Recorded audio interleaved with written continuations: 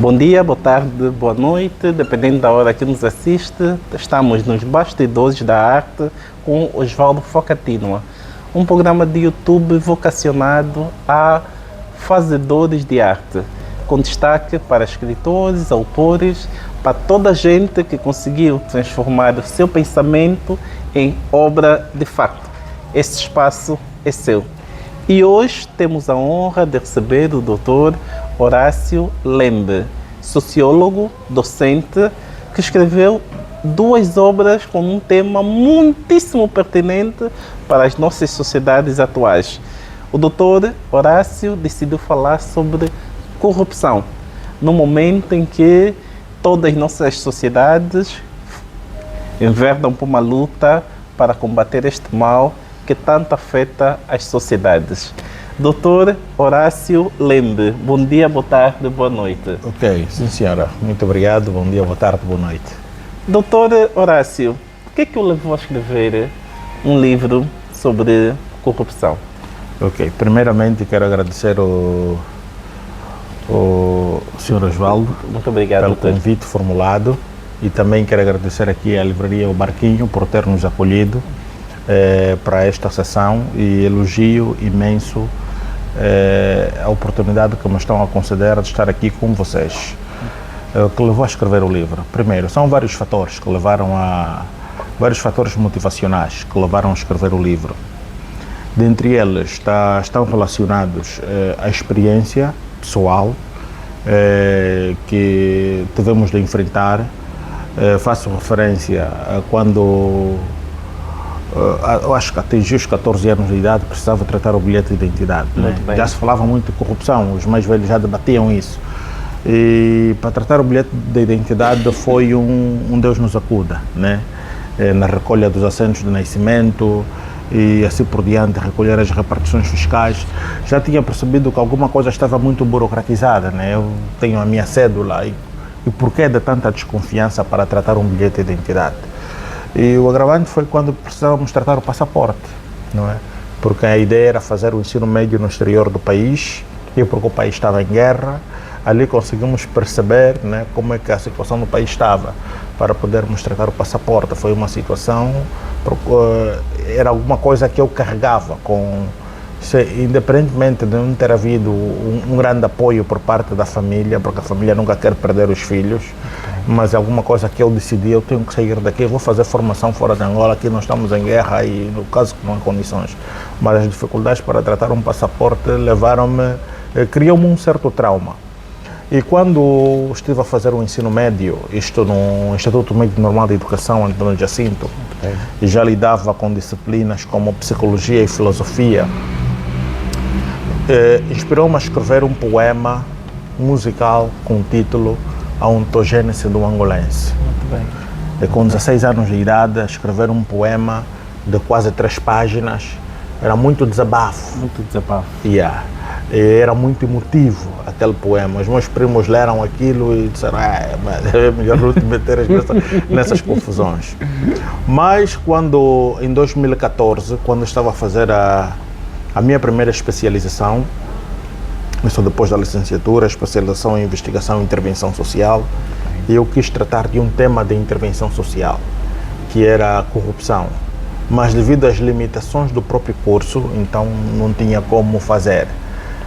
Porque era um curso ligado a diagnóstico de intervenção, a problemas sociais, a situações sociais, às comunidades, prestação de assistência aos mais necessitados, às famílias sinistradas, pessoas que estão em condições de vulnerabilidade. Então não tinha como, a configuração do próprio curso não permitia fazer um trabalho sobre corrupção. Então nós decidimos continuar. Em 2016 estive a fazer o mestrado e decidi que eu vou escrever sobre corrupção. Então comecei já a escrever em 2016 e 2019 terminei a dissertação de mestrado, fiz o depósito e infelizmente por razões de várias ordens só consegui defender em 2023. Muito bem. Essa dissertação e 2026 decidimos fazer o lançamento. Muito bem.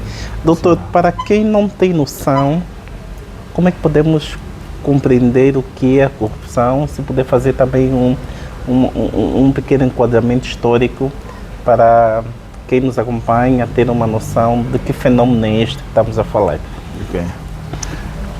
Ok, muito obrigado pela pergunta feita. Queria dizer que para compreender a corrupção, primeiramente nós procuramos fazer um projeto de investigação despolitizada e despartidarizada. Muito bem, muito bem. Não olhamos para nenhum partido, pelos que dizem os partidos, não olhamos para a politização da corrupção, olhamos somente para a corrupção como um problema social. A ser resolvido para a sociedade. Por quê? Porque Karl Marx já defendia: os homens só criam problemas que eles mesmos conseguem resolver. Então nós entendemos que a corrupção é um problema dos homens e os homens estão em condições de resolvê-lo. Muito bem. E nós fizemos uma pesquisa sobre a corrupção nas mais variadas vertentes, mas nós nos centramos naquilo que era a gênese da corrupção. Procuramos fazer, numa primeira fase, uma pesquisa socio-histórica e tínhamos que nos basear nos escritos mais antigos. Quanto mais antigos, melhor. E dos mais antigos que temos é a Bíblia Sagrada, que traz exemplos de atos de corrupção que o diabo tentou fazer a Jesus, atos e nos prova como é que Jesus venceu a corrupção. Isso dá-nos a entender o quê? Que a concepção e o entendimento da corrupção foi mudando de tempo em tempo, porque o pecado era corrupção, não é? E a morte também era corrupção, porque era vista numa perspectiva naturalista, ou seja, numa perspectiva em que, se olharmos para o nosso sistema, se olharmos para o sistema natural, para uma floresta, digamos assim, mais prático, há um momento em que deixa de chover, há um momento em que as folhas caem. Exatamente. Não é? Então, esse processo era interpretado como uma corrupção da floresta. Ok. Não é? A floresta está a se corromper porque já não está a dar frutos. Esse era o entendimento antigo. E à medida que foi passando, já fomos perceber a partir do Código de Hammurabi, isto a partir da Babilônia Antiga, no Iraque, em que já se proibia a corrupção. Muito bem. E também Faraó já proibia aos seus discípulos, aos seus correligionários, de receberem ofertas das zonas ocupadas na expansão do Império Egípcio. Muito bem, não é? Muito bem. Então, se ele já diz que vocês estão proibidos de receber ofertas dos sítios que nós estamos a ocupar, onde estamos a estender a nossa influência egípcia, para não se corromperem e não estarem independentes, então ali começou a própria construção de que o melhor entendimento de corrupção está relacionado com a prestação de serviço de interesse público. A partir do momento em que o interesse público passa a ser lesado a partir do interesse privado, em que você mete o teu interesse pessoal e privado sobre uma coisa que é de interesse público, automaticamente você está a praticar a corrupção. Mas quem veio dar esse entendimento foi o Banco Mundial, a partir de 1986, porque o Banco Mundial começou a financiar pesquisas sobre corrupção, porque começou já a desenvolver estudos relacionados ao desenvolvimento sociais, porque havia necessidade de desmistificar os estudos econômicos relacionados só ao crescimento per capita dos países.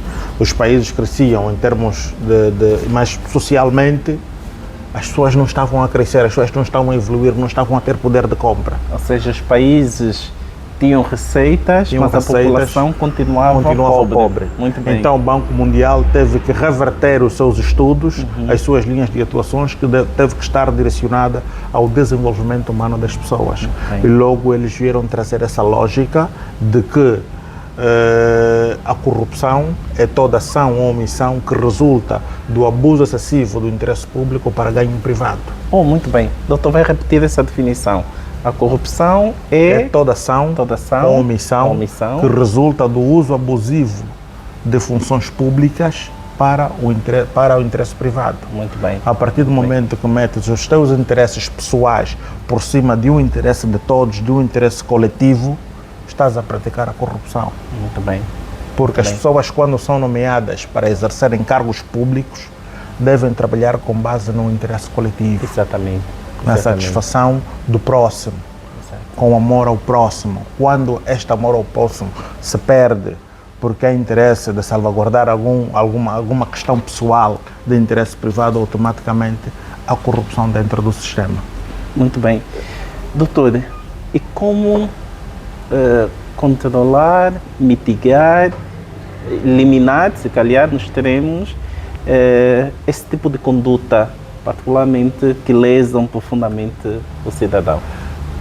Bem, para dizer que no segundo volume do livro, nós procuramos já olhar para esses elementos, não é? No primeiro volume nós tratamos de questões muito mais abrangentes, de história, da corrupção, analisar os mais variados conceitos de corrupção, a caracterização da corrupção nas sociedades atuais e os passos que Angola tem estado a dar para a prevenção e combate à corrupção.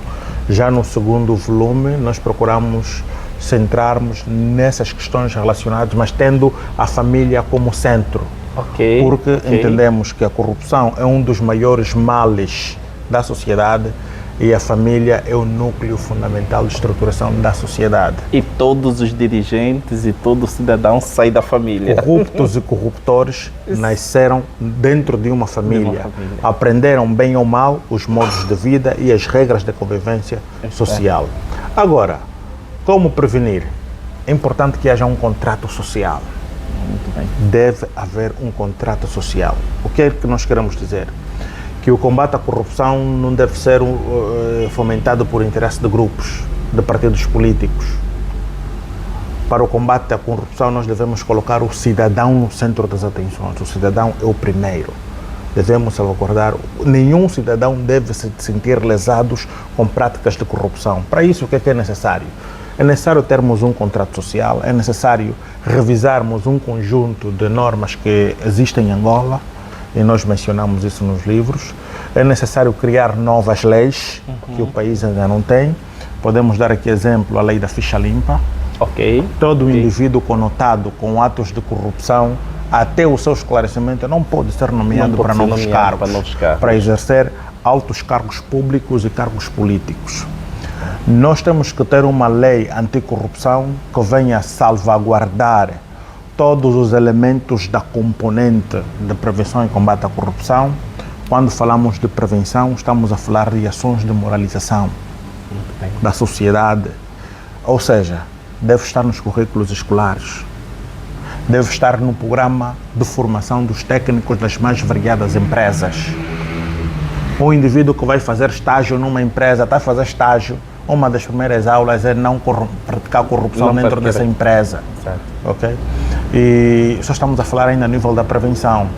E também as igrejas, as organizações não governamentais devem abraçar essa causa de prevenção à corrupção dentro das suas estruturas. E depois temos a outra componente, que é a componente do combate à corrupção. Deve-se divulgar de forma mais aberta às instituições a problemática do combate à corrupção. Quantos processos são instruídos no país para o combate à corrupção? Quantas pessoas são acusadas de corrupção e depois foram absolvidas e depois transitaram em julgados? Quantos detentos nós temos implicados nos casos de corrupção? Essas informações são precisas. Por quê? Porque nós só vamos conseguir prevenir se termos os dados reais do combate. E compreender os modus operandi que essas pessoas utilizaram. O que é que nós queremos dizer? Estamos a querer dizer que deve surgir em Angola uma entidade responsável pela institucionalização de políticas de combate à corrupção. Nesse momento está a PGR e o GAI no centro das atenções, mas entendemos que essas instituições fazem bem o seu trabalho, mas deve surgir uma outra, que é, por exemplo, uma autoridade contra a corrupção ou um Conselho Nacional de Prevenção e Combate à Corrupção. Alguma coisa que não está para penalizar, não está para responsabilizar, está para estudar, compreender e monitorar o andamento do país nesse contexto. Ou seja, a intenção destes livros não é vir condenar, não é vir falar mal do que está a ser feito. É trazer uma radiografia do problema, corrupção, e depois dizer quais são os desafios que temos pela frente. Muito bem. E emitirmos anualmente recomendações de medidas que devem ser tomadas. Por exemplo, as mais variadas instituições públicas e privadas da República de Angola não têm normas de execução permanente, não têm manuais de procedimentos. Exato. Não tendo esses instrumentos, automaticamente, muitos dos técnicos que estão a trabalhar, mesmo o recepcionista, esquecem qual é o seu papel. Ok. Ele é recepcionista, mas quando fores à recepção, ele vai assumir o papel de inquiridor. Veste-te com quem? Exato. Vais no apartamento quê? Queres falar com quem? Ao invés dele facilitar o trabalho, ele cria dificuldades para mostrar o seu complexo de superioridade diante de quem requer um serviço. É verdade. Isto é na generalidade, mas isso tem implicações indiretas na corrupção. É verdade. Porque essa dificuldade que ele cria poderá fazer com que... Depois vender facilidades. Sim, vender facilidades, né? Exato. E isso, assim, de forma transversal. Doutor, da pesquisa que fez, como diagnosticou o estado da corrupção em Angola? Como é que pode... é um doente crítico, em coma, gravíssimo, ou é um doente que podemos, com alguns paliativos, tratá-lo? Sim, como já havia referenciado, ou já havia feito a citação de um economista, filósofo, sociólogo que eu gosto muito, que é Karl Heinrich Marx. Muito bem. Ele já disse que os homens só criam problemas que eles mesmos conseguem resolver. Muito bom. Estou a querer dizer que o problema da corrupção em Angola tem solução. Tem solução. E porque muitas coisas já foram feitas, muitas coisas. O executivo que entrou em 2017 já fez muita coisa. Poderia ter feito mais, ok? Mas já fez muita coisa. Em termos de corrupção em Angola, eu não digo, se for para comparar com outros países, independentemente do que dizem os indicadores internacionais, eu não diria que nós estamos de todo mal. Oh, muito bem. Não estamos de todo mal. Por quê? Porque o que nós precisamos é só de organização. Okay. Precisamos de organização para melhor nos comunicar, para melhor olhar para o problema e para melhor combatermos o problema. Depois, nós também temos problemas culturais relacionados com a problemática da educação, temos muitos complexos, temos muitas fronteiras humanas relacionadas com partidos políticos, relacionadas com as nossas origens, as culturas e etc. São elementos que também devem ser ultrapassados. Por isso é que estamos numa democracia, né? Exato. A tolerância pela indiferença. Exatamente. Né? Exatamente. A ideia é ultrapassarmos isso, porque há classificações muito negativas que se fazem de Angola sobre corrupção, sobretudo pela Transparência Internacional, e outras organizações afins, mas muitas dessas classificações são feitas para desestabilizar Angola. Ok, muito bem. Para desestabilizar, porque países produtores de petróleo, países com bastante riqueza, não podem ser avaliados positivamente. Exatamente. Têm que ser avaliados negativamente. A tal teoria é dividir para melhor reinar. Para melhor reinar. E se nós começarmos a olhar para esses problemas sem desmistificar o próprio problema, então nós vamos começar a nos acusar por causa daquilo que eu já disse, os nossos problemas de fronteiras humanas. Exatamente. O grupo A é mais corrupto, o grupo B é menos corrupto, o grupo C... Então, nós temos que sentar para desmistificar algumas coisas. E depois, há um outro elemento importante. Deve haver investimentos para que em Angola haja instituições que façam estudos periódicos sobre o fenômeno da corrupção em Angola. O que é que eu estou a querer dizer? As publicações que se faz sobre corrupção em Angola pela Transparência Internacional e a Universidade de Göttingen colocam Angola sempre na condição dos países mais corruptos de Angola. Nós agora temos que nos estudar, utilizar as nossas próprias variáveis. É verdade.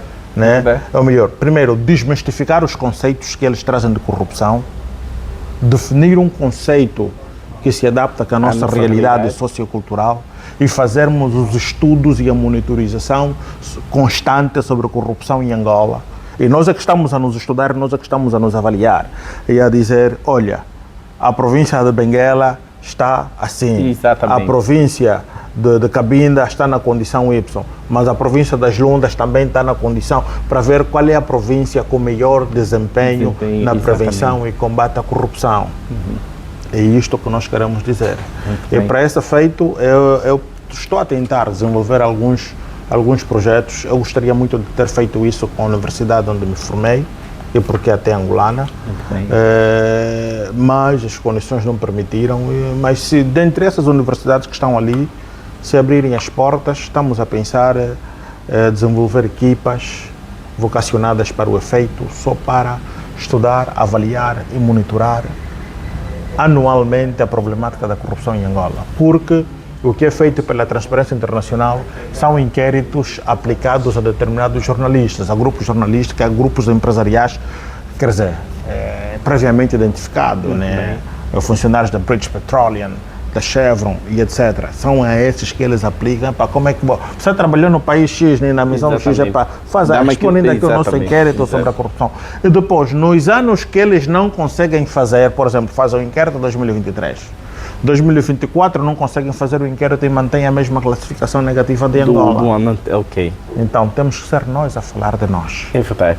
Sim, senhor. Doutor, implicações da corrupção, o impacto da corrupção na sociedade, quão lesivo é para o nosso crescimento econômico, para o nosso desenvolvimento e para o bem-estar da população? Lesa muito, por quê? Porque aqui são situações que é importante olhar. Colocar corrupção no centro de uma observação e análise epistemológica e hermenêutica, para depois ver os seus impactos, isso faz com que, primeiro, percebamos que a corrupção gera um fraco desempenho das instituições. A corrupção não permite o desenvolvimento social do país. A corrupção cria dificuldades até na formação do próprio homem, porque para ele estar formado tem que ter condições de formação, e para ver essas condições de formação não pode haver corrupção dentro do sistema, porque os manuais escolares não vão chegar. Estás a entender, né? O giz não vai chegar na escola. Depois são as crianças que têm que contribuir para comprar giz para o professor dar aulas, né? Então nós temos que perceber essa dimensão, para depois dizer, implementamos os programas e as políticas de prevenção e combate à corrupção. Como é que estamos na outra dimensão? Melhorou o salário do cidadão, melhorou o poder de compra do cidadão, melhorou o ambiente social do país, melhorou as condições nas escolas e nos hospitais. Então, são essas analogias que nós temos que fazer olhando para elementos anteriores e elementos posteriores à corrupção. Muito bem, muito bem. Doutor, diga uma coisa, a pobreza está intimamente relacionada com a corrupção, ou a corrupção é o maior fator causador da pobreza que grande parte da população vive, ou pode existir outros fatores que associam para esse estado de calamidade que grande parte da população vive? É o seguinte, falando especificamente dos fatores que influenciam na corrupção, são vários os fatores. Muito bem. As políticas públicas que visam combater a desigualdade social, que visam combater a exclusão, que visam combater a pobreza, que visam um conjunto de fatores que ajudam. Se essas políticas públicas não tiverem maturação suficiente e não tiverem mecanismos suficientes de aplicação e implementação, é lógico que a pobreza vai influenciar na corrupção, tal como a corrupção vai influenciar na pobreza. São como a face de duas moedas, olhando para a pergunta que me fizeste. Exatamente. É cara e coroa, não é? Exatamente. É isso que se diz. É assim mesmo. São como duas faces da mesma moeda. Muito bem. Então, uma influencia na outra e vice-versa. E vice-versa. Doutor, o papel da família aqui é fundamental para que essa situação seja atenuada ao máximo? Sim, o papel da família é de extrema importância. Como referimos, a família, a corrupção é um dos maiores males da humanidade.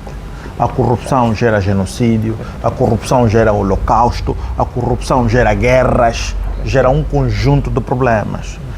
E os mais afetados quando esses problemas acontecem são sempre as famílias. Por quê? Porque é o núcleo central e principal de estruturação, de organização de toda e qualquer sociedade. A família joga um papel muito importante no combate à corrupção. Mas o que é que se passa? A família é composta por membros, pai, mãe e filhos, né? Num sentido restrito. Num sentido lato, até os animais domésticos fazem parte da família. Né? O vizinho, o primo, etc. fazem parte da família. Mas o que é que nós queremos dizer com isto? Queremos dizer que se os membros da família que estão distribuídos nos mais diversos grupos sociais, estão distribuídos na igreja, os membros da família, estão distribuídos nas escolas, estão distribuídos nas instituições, nas empresas públicas, nas empresas privadas e noutras organizações desportivas e assim por diante. Se haver corrupção num desses setores, afeta sempre qualquer elemento da família, porque isso funciona como uma teia. É como uma teia de aranha. Então, nós não estamos aqui para dizer que a família não tem nada a ver. Tem a ver. É o núcleo principal de uma sociedade. Então, a corrupção afeta significativamente a família, porque quando um membro da família chega, pai, o professor disse que para aprovar de classe nós temos que fazer uma contribuição de X. Aí já afetou o estado psicológico desse pai. Quando um filho chega e diz no pai, fui num hospital e disseram que estamos a falar de medicações tropicais, que é tipo para combater paludismo, uma dor da cabeça, uma coisa assim, né? Um anti-inflamatório, coisas muito simples, né? Que até o país pode produzir, porque tem muitas ervas para isso. Não, no hospital disseram que na farmácia não tem, o pai tem que dar mesmo dinheiro para ir comprar na farmácia ao lado do hospital. Isso afeta os membros da família. Então, afeta de uma forma ou de outra. E a família é a principal vítima. E depois há uma outra situação. Dentro da família existem os corruptores, os promotores, né? Há famílias que praticam corrupção. Tem lá pessoas dentro da tua família, de forma direta ou indireta, lá na tua família tem alguém que possa praticar a corrupção e que vive bem por causa dessa corrupção. Ele tem benesses, mas ele não sabe que desse ato que ele está a indiciar está a prejudicar o sobrinho que é o filho da outra prima. Então isto é um fenômeno que beneficia-nos, mas lesa-nos mais do que beneficiar, porque os estragos que a corrupção faz levam décadas e décadas para serem ultrapassadas, para serem resolvidas. Muito mal. O doutor fez uma análise, uma avaliação da família face ao desempenho das instituições que controlam a corrupção em Luanda. Sim, senhora. Dá-nos uma pincelada dos resultados que obteve. Qual é a percepção das nossas famílias? É o seguinte, primeiramente, nós nem intencionávamos fazer isto. Nós queríamos trabalhar principalmente com os órgãos de soberania, as instituições públicas do Estado, para perceber como é que estavam os programas de prevenção e combate à corrupção, porque era a agenda do governo formado em 2017, tanto mais que quando foi aprovado o Plano Nacional de Desenvolvimento, haviam 3 principais programas de prevenção e combate à corrupção, dos quais o principal era liderado pelo Ministério da Justiça e dos Direitos Humanos, o segundo estava sob coordenação do Ministério do Interior e o terceiro estava sob coordenação do Ministério da Comunicação Social. E além disso, nós também fomos a órgãos de soberania, aos tribunais, etc. Mandamos cartas, pedimos, solicitamos. Por quê? Porque eu me senti convidado pelo Presidente da República. Muito bem. Porque o Presidente da República, no seu discurso de tomada de posse, ele diz que vamos criar mecanismos para a prevenção e reverter o cenário da corrupção. No seu primeiro discurso como chefe de Estado, sobre o Estado da Nação, o Presidente disse que vamos potenciar a Procuradoria-Geral da República e o SIC, no sentido de criarem condições para o combate dos crimes econômicos e corrupção, né?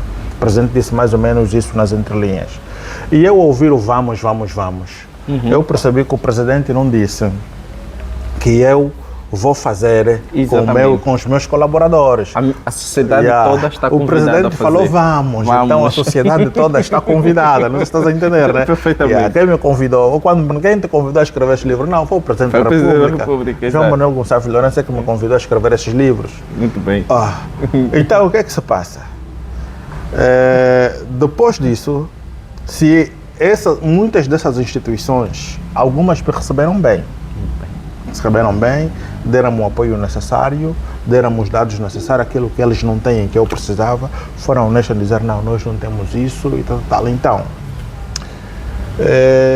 para terminar a minha dissertação de mestrado, eu não tinha dados convincentes para considerar a dissertação como um produto terminado, né? Não, também, isso nunca é um trabalho acabado, sim, mas não tinha como fechar o tema por insuficiência de dados de outras instituições que não forneceram, não colaboraram comigo. Mas há uma situação, o sociólogo não trabalha só com os dados das instituições. Os sociólogos vai ao terreno, vai colher as informações. E para isso, qual é o grupo mais específico? Eram as famílias, né? No âmbito da criação do procedimento de triangulação do tema, porque o tema obedeceu uma triangulação, um princípio de triangulação que era corrupção, controle social e agregados familiares de Luanda. Já tínhamos dado das famílias a partir do censo da população e habitação, mas família é genérico. Quem da família pode nos dizer alguma coisa? Pai, mãe, filho? Não, vimos a composição dos agregados familiares de Luanda. Então, esses agregados têm chefe. Exato. Né? Então, vou trabalhar com chefes de agregados familiares de Luanda. E para isso, nós havíamos definido 3 objetivos para trabalharmos com chefes de agregados familiares. O primeiro era perceber, explorar a percepção sobre a corrupção dos chefes de agregados familiares. Se isso que o país fala, eles mesmos percebem que há necessidade de combater a corrupção, que isso mesmo é corrupção, que existe, e darem exemplos de quais são os indicadores de corrupção. O segundo era de saber a atitude dos chefes de agregados familiares diante de situações propensas à corrupção, que atitude vão tomar. E o terceiro era fazer uma avaliação das instituições. Ok? Então esses foram os nossos principais campos de atuação. Desses campos de atuação, demos conta que em termos de percepção, os chefes de agregados familiares sabem o que é a corrupção, sabem como é que a corrupção se representa no nosso dia a dia e sabem quais são as expressões codificadas, usadas em linguagem, no jargão corrente do dia a dia, para fazer referência à corrupção, porque a palavra corrupção parece ser ofensiva. Mas eles têm lá a gasosa, eles têm lá a micha, eles têm lá estás a ver, o matondelo. Então, e essas coisas vieram para aí, para o livro. Muito bem.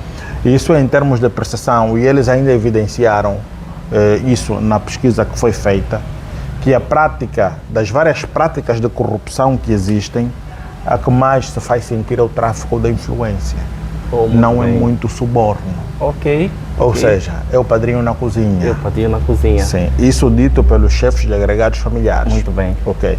E quanto à avaliação dos órgãos, nós procuramos fazer avaliações aos principais poderes de Estado, que é o Poder Executivo, Legislativo e Judicial, para perceber da avaliação dos chefes de agregados familiares quais desses tinham melhor desempenho na prevenção e combate à corrupção. Eles evidenciaram que a lógica é o Executivo, em primeira instância, e há uma avaliação muito negativa para o órgão legislativo, mas isso também pela forma como os deputados se representam nas nossas vidas.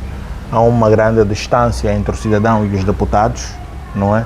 Não existe uma agenda de diálogo constante entre os deputados e o cidadão, por esse motivo é que dali que vem a avaliação negativa e assim por diante. Muito bem. Doutor, quais foram as maiores dificuldades que teve na elaboração dos seus livros? Sim, eu tive várias, passei por várias dificuldades, das quais a primeira está relacionada com, como é que eu posso dizer, qual é a expressão mais adequada? A primeira está relacionada com Os órgãos que não responderam à nossa carta Muito bem. para a colheita de dados e informações das respectivas instituições. Estamos a falar de alguns órgãos de soberania, alguns ministérios que não adianta mencionar quais, né? Mas eu posso mencionar os que me receberam bem. Muito bem. O Tribunal de Contas, fui bem recebido no Tribunal de Contas, fui bem recebido no Instituto Nacional de Estatística, fui bem recebido no Ministério da Administração, no Ministério do Reforma de Estado, Ministério da Administração do Território e Reforma de Estado. Fui bem recebido na Universidade Católica, no âmbito das minhas pesquisas, né? Pelo menos esses eu consigo dizer. E depois, já no trabalho de campo, houve cerca de 45 rejeições de chefes de agregados familiares que não aceitaram. Quando pesquisa sobre o quê? Corrupção? Não. Yeah. Eles logo negaram, não queriam saber disso, não acreditavam nisso. Houve rejeições dos chefes de agregados familiares. Eu trabalhei com um grupo de inquiridores que eram todos estudantes do curso de Geodemografia, dos quais alguns foram submetidos a revistas, foram revistados. Se você é mesmo estudante, não tem arma, não é bandido que está de com troca da corrupção, também é uma dificuldade, porque quando não se confia no inquiridor, então ali também dá-se o caso. E o terceiro foram algumas palavras insultuosas, né, que nós recebemos. Vocês querem levar isso aonde? Vocês querem o que com isso? Vão morrer longe. Mal. Yeah. Então, essas e outras foram as principais dificuldades. E também uma chuva torrencial, em que os meninos estavam no terreno a fazer um inquérito comigo.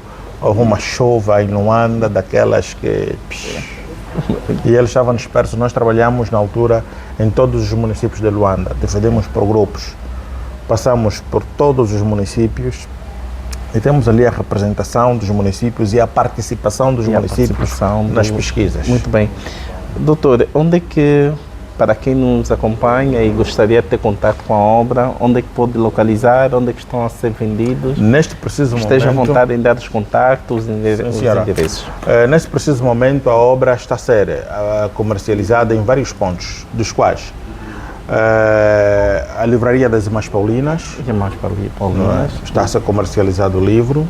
A segunda tem uma livraria escolar, que está na Universidade de Lusíada. Muito bem. Temos mais outra livraria e papelaria que está nos Correios de Angola.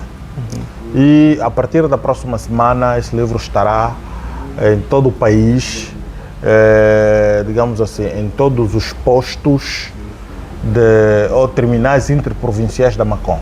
Muito bem. Em todos os terminais interprovinciais da Macon, nas 20 províncias, com exceção de Cabinda, o livro estará a ser comercializado. Muito bem.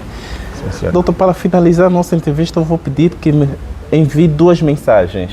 Uma para os decisores, uma mensagem no sentido de como pode ajudar, como pode participar, ajudar para combater este mal, e uma para o cidadão que muitas vezes se sente desesperançado pelo contexto de corrupção que muitas vezes estamos envolvidos. Então, o doutor esteja à vontade, começa onde quiser. Sim, para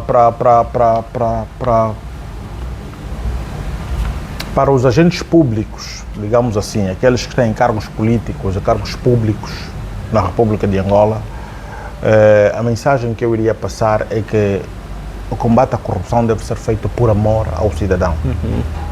Combater a corrupção é uma questão de amor. Temos que amar o cidadão para combater a corrupção. Primeiro, né? Agora, para o cidadão, eu iria pedir que todos nós temos responsabilidades direta ou indireta no combate à corrupção, porque isso influencia na nossa felicidade, influencia nas nossas condições de vida, influencia na formação dos nossos filhos, na melhoria dos nossos salários, na melhoria do nosso poder de compra. Então nós temos que combater a corrupção para sermos felizes. Aqui são 2 variáveis. Tem o amor que os políticos devem ter para o povo e a felicidade que as famílias devem procurar construir todos os dias combatendo a corrupção. E eu gostaria de trazer aqui, primeiro fazer menção a uma questão. O livro, no fim, o primeiro volume termina com uma reflexão. Essa reflexão chama-se Boas Festas. Usualmente, quando estamos no fim do ano, as pessoas dizem: fulano, as minhas boas festas. Sim, as minhas boas festas, isso Não, isto é um desejo, é uma exortação que fazemos para os outros. Exato. Mas na interpretação de muitos é um pedido. É um pedido. Eu estou a te pedir as minhas boas festas de fim de ano que tu deves me dar. Mas isso não para por ali. Nós vamos nas instituições públicas e privadas, encontramos uma caixinha com minhalheiro escrito com letras garrafais boas festas. E nós procuramos esclarecer como é que isto tem implicações diretas na corrupção. Muito bem. Por quê? Primeiro, aqui há questões que devem ser olhadas com maior seriedade. Essa caixinha de boas festas não consta da política comercial de nenhuma empresa na República de Angola. É verdade. É verdade. Não faz parte das boas práticas empresariais. Segundo, quem coloca o minhalheiro automaticamente está a dizer ao cliente que deve colocar aí a sua gorjeta, o seu troco. Exatamente. O seu troco. Exatamente. Ou seja, o cliente fica psicologicamente dependente de um bom tratamento colocando alguma coisa ali. Corretíssimo. A outra questão é que este ato trata-se de uma recolha pública, em que o funcionário abusa do exercício das suas funções para fazer uma recolha pública sem manifesto para onde vai esse dinheiro, porque este dinheiro não entra na contabilidade da empresa e este dinheiro se reverte a seu favor. A seu favor. Ok? Logo, o que é a corrupção? Falamos, é toda ação ou omissão que resulta do uso abusivo de funções públicas para interesse privado. Exatamente. A partir do momento que ele mete o seu interesse privado por causa de um minhalheiro, né? Esse dinheiro é meu, não consta da faturação da empresa, é a minha faturação dentro da empresa do senhor fulano, automaticamente ele está a passar uma imagem de que está a promover a corrupção. Por quê? Porque não vai para uma instituição, sendo uma recolha pública, de interesse público, deve se reverter para instituições públicas. Exatamente. Ok? Exato. Agora, onde é que está o perigo disso? Eu, como cliente, percebendo das oportunidades que este minhalheiro me oferece, eu vou colocar dinheiro todos os dias. Para ter um atendimento privilegiado. Além de ter o atendimento privilegiado, eu estarei em condições de comprometer psicologicamente o funcionário que passa a me ceder todas as informações precisas que venham prejudicar a entidade, a empresa e o seu patrão. É verdade. E outra, até poderá me facilitar, porque eu estou sempre a colocar as boas festas, poderá me facilitar a ter a desviar produtos da instituição a meu favor. Exato. E a me fazer a um preço de graça, né, de quase de graça, comprometendo um investimento feito por um empresário, não é? Então, o que é que nós queremos dizer com isso? Que as instituições do Estado devem olhar para isso como um problema de corrupção. Muito bem. Os ministérios competentes ou de tutelas que tutelam essas questões devem emitir comunicados, circulares, diretivas que proíbam ou que legitimam.